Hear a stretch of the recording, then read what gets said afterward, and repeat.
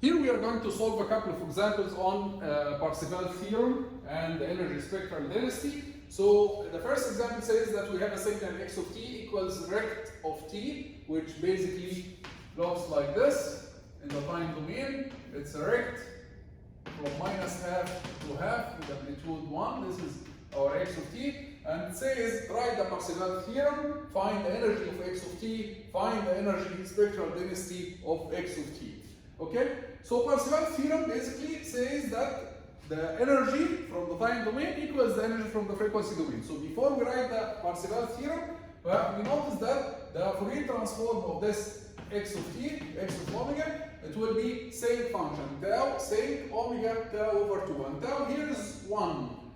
So it will be same omega over 2, same omega over 2. Okay? So Parseval theorem says that the energy can be calculated from the time domain by squaring the signal and you integrate from minus infinity to infinity, or it can be calculated from the frequency domain by squaring x of omega, t omega, and you divide over 2 pi, and you integrate from minus infinity to infinity. This is the theorem itself, but let's write it for our problem.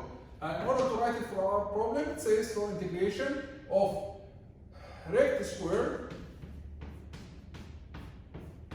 dt from minus infinity to infinity equals 1 over 2 pi integration from minus infinity to infinity x of omega magnitude squared, which will be sinc magnitude sinc omega over 2 squared d omega. And magnitude here means that even if it is negative, you take the positive and you square. In both cases, you are going to square. Okay, so you can remove the magnitude because squaring will cancel the negative sign of the same. Okay, so this is the theorem. We can now do the integration. So the rect, it exists only from minus half to half. And its value is 1, 1 squared is 1, dt equals 1 over 2 pi, integration from minus infinity to infinity, sinc squared of omega over 2 d omega, right? Integration of 1 from minus half to half, it will give you 1, it will give you 1. So the integration, this integration of the energy of our signal will be 1. So the energy of our signal will be 1. And we will notice something, that we reach to a nice result here, which is what this integration, usually if I ask you to do the integration of sinc squared, you will find that it's very difficult to do this integration, to integrate sinc squared, okay, from minus infinity to infinity, it will be very difficult. Here, this is another application of Fourier transform that it helped us to achieve what is the value of integration of sinc squared. So here we obtained an additional result, which is the integration of the function sinc squared, which is usually hard to do. Okay, so we reached to the integration of sinc squared, which is usually hard to do in the regular ways. If you try to do the integration itself, it's very difficult. But we did it using Parseval theorem. So instead of integrating sinc squared, we integrated the rect in the time domain. So this is an additional benefit of using Fourier transform. So now we calculated the energy. We wrote Parseval theorem. We calculated the energy. The last part is find the energy spectral density. Of course, the energy spectral density is defined as if we want to plot the single-sided, because this is the one that we will follow in our course. The single-sided is 1 over pi multiplied by magnitude x of omega squared. This is the energy spectral density, which is 1 over pi sinc squared omega over 2. You can leave it like this, or if you want to plot it, you will find that it's a sinc squared function that looks like this. It goes to 0 when the argument inside is pi, 2 pi, 3 pi, which means that it goes to 0 at 2 pi. When the argument inside is pi, this means that omega is 2 pi, 4 pi, 6 pi, and so on, or minus 2 pi, minus 6 pi, minus 4 pi, minus 6 pi. And the magnitude is 1 over pi. But there is a mistake that I did here. Is that this spectral density, energy spectral density, it is single-sided. So it should appear only in the one side. If you want to put it like this, you have to put the double-sided spectrum, which is divided by 2. So you say 1 over 2 pi.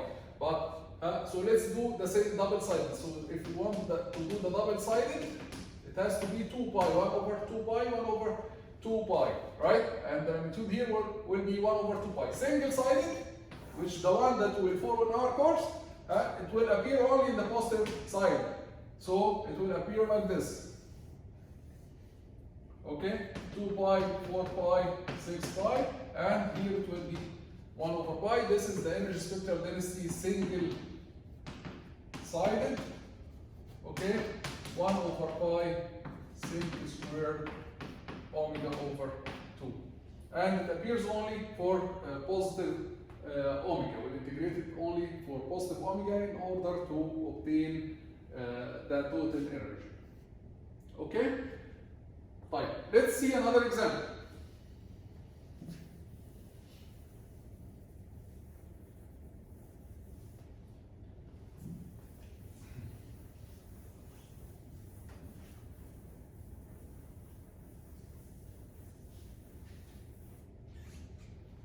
So the other example says that for a signal x of t equals 10 exponential minus 4t u of t,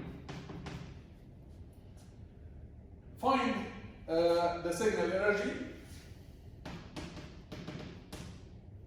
Find the signal energy. Verify Parseval's theorem.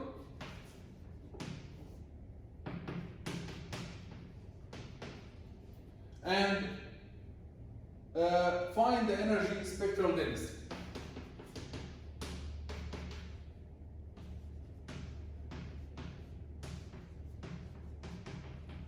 And again, for our course here, we are going to follow the single-sided. Even if I don't tell you, just follow the single-sided energy spectral density, because this is the one defined in the textbook. Okay? So the first part, we need to find the energy. So we can find the energy from the time domain or the frequency domain. But it's easier for us here, in this specific example, you will see why to find it in the time domain. So energy is defined as integration from minus infinity to infinity, x of t magnitude x of t squared, magnitude x of t squared, dt. Of course, because x of t exists only in the positive time, so the integration will be from 0 to infinity, 100 exponential minus 8t dt. Then when we do this integration, it will be 100 over minus 8 exponential minus 8t from 0 to infinity. This will give us exponential minus infinity is 0, minus exponential 0 is 1. So this will give us 100 over 8, which is 12.5 joules. So we calculated now the energy of our signal. We need to verify Parseval's theorem. How to verify? Parseval's theorem says that the energy can be calculated from the time or from the frequency, and they are equal to each other. So in order to verify, we need to calculate the energy from the frequency domain and show that it is equal also to 12.5. This is what we will do. So to verify Parseval's theorem, we are going to calculate the energy from the frequency domain. But in order to calculate the energy from the frequency domain, we need first to find what is the frequency domain, what is x of omega, right? If we look at the tables, you will find that exponential minus at u of t, it has a Fourier transform of 1 over a plus j omega. So the 10 is a constant, and then the Fourier transform of this part is 1 over a 4 plus j omega. So this is x of omega. Now in order to verify Parseval's theorem, we are going to calculate the energy. We are going to calculate the energy from the expression of the energy the frequency domain, 1 over 2 pi, integration from minus infinity to infinity. This amount, magnitude of this amount squared, magnitude of 10 over 4 plus j omega squared d omega. Okay, and because our signal was real, you may here integrate from 0 to infinity and multiply by 2. You may integrate from 0 to infinity and multiply by 2. So you can, because the signal is real, the original signal it's real, so you can multiply by 2 and have the integration from 0 to infinity. Right, magnitude of this complex number.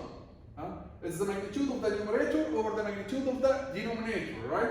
So this can be written as 1 over pi, and let's take 10 squared, it will be 100, let's take it outside, 100, and then integration from 0 to infinity. What is the magnitude of 1 over 4 plus j omega?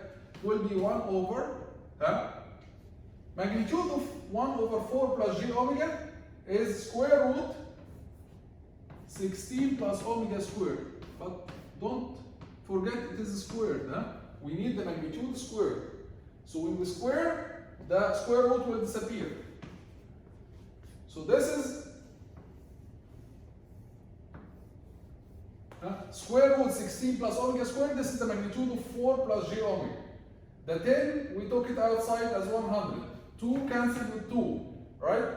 And then when we square this will be the integration 100 over pi, integration from 0 to infinity, 1 over 16 or over omega squared plus 16 d omega. Here I'm going to give you a small hint or a small reminder that integration of 1 over x squared plus a squared, okay, integration of 1 over x squared plus a squared, it gives you 1 over a tan inverse x over a. So this is just a small reminder about this integration. So integration of 1 over the variable squared plus constant squared, it's going to give you 1 over the constant, 1 over 4 tan inverse omega over 4, and then we substitute the limits of integration, which is 0 and infinity. This will give us what? This will give us 100 over 4, this is 25 over pi, and then tan inverse infinity. What is tan inverse infinity? Tan inverse infinity is pi over 2 minus tan inverse 0. Tan inverse 0 is 0. So this will give us 25 over pi multiplied by pi over 2. This is 25 over 2, which is 12.5 joules again, which is the same, the energy calculated from the frequency domain is the same as the energy that we calculated from the time domain, and this verifies Parseval's theorem. So the energy calculated here equals to the energy calculated from the time domain. You have to write this if you are solving a quiz or exam. You have to say that the energy calculated from the time domain equals the energy calculated from the frequency domain, and this verifies Parseval's theorem. The last part of the question is, what is the energy spectral density here? The energy spectral density, single-sided, is the energy spectral density single-sided is 1 over pi x of omega, magnitude x of omega squared. This is the energy spectral density single-sided. So it's 1 over pi x of omega squared is what? X of omega squared. It's 100 over the magnitude of this squared, which is over omega squared plus 16. So this is the energy spectral density of this signal. And that's it for this example.